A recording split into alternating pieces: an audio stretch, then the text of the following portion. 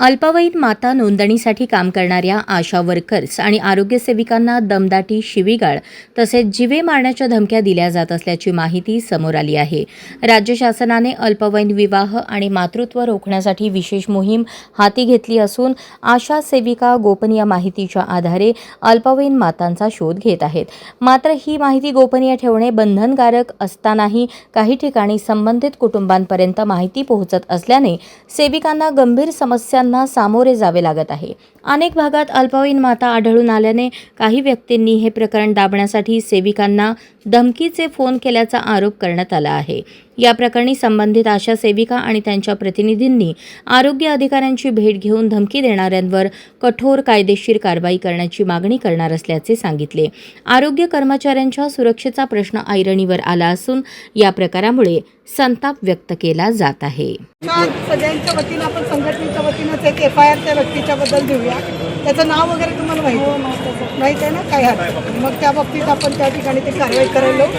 कारण काय आहे, महिला आयोगाने त्या गोष्टी यांना सांगितलेलं आहे महानगरपालिकेला की जी काही माहिती आहे ते तुम्ही द्या आणि यांच्याकडून ती माहिती तिकडे जाते आणि त्याच्यामध्ये आपला काही दोष नाही. मग ते काम करायचं का नाही करायचं हा प्रश्न निर्माण होईल.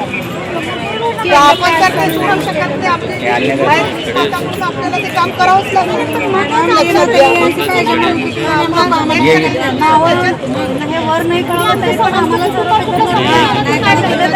व्यवस्थित बोला, तुमचे प्रश्न व्यवस्थित एक जण मी एक जण मांडा.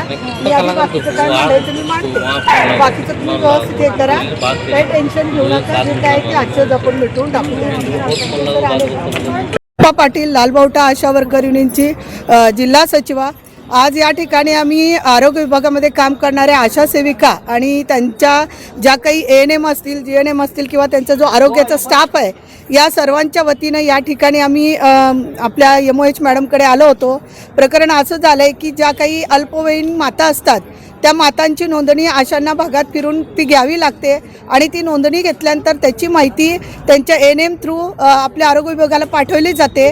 तर या माहितीमध्ये जे काही सत्य बाहेर आलं ते असं आहे की आता अल्पवयीन मुलींची लग्न झाली तेव्हा आम्हाला काही डेटा लवकर लोक देत नाहीत, पण त्या गरोदर राहिल्यानंतर मात्र डेटा आमच्याकडे येतो आणि ती माहिती सांगितल्यामुळं त्या अल्पवयीन मुलीच्या घरचे जे काही तिचे पालक असतील, नवरा असेल किंवा वडील असेल, हे मात्र येतात डायरेक्ट त्या आशाला, त्या ANMला दमदाटी करतात, गलिच्छ भाषेमध्ये शिवीगाळी करतात. एक तर आम्हाला सांगण्यात आलं होतं की आम्ही जी काही माहिती देऊ ती आमची नावं गोपनीय ठेवली जातील, परंतु अशा पद्धतीने जर आमची नावं पोलिसांकडूनच ओपन होत असतील तर मग त्या आशांनी भागात फिरून काम कसं करावं. कारण आज त्यांच्या आशा असतील, ते ANM असतील, आरोग्याचा स्टाफ असेल, यांच्या जीवाला पूर्णपणे धोका निर्माण झालेला आहे. कारण आमच्या कामाच्या वेळा ठरलेल्या नाहीत. रात्री अपरात्री आम्हाला लाभार्थ्याला घेऊन जावं लागतं हॉस्पिटलला. अशा टायमाला जर महिला म्हणून तिच्यावरती काही जर घालात झाला तर त्याला जबाबदार कोण? मग अशा वेळेस संघटना म्हणून आता एक ठाम भूमिका आम्ही घेत आहे की तो जो कोणी आहे त्याच्याबद्दलची FIR आम्ही दाखल करणार. त्या व्यक्तीला कडक शासन झालं पाहिजे, त्याच्यावर कारवाई झाली पाहिजे.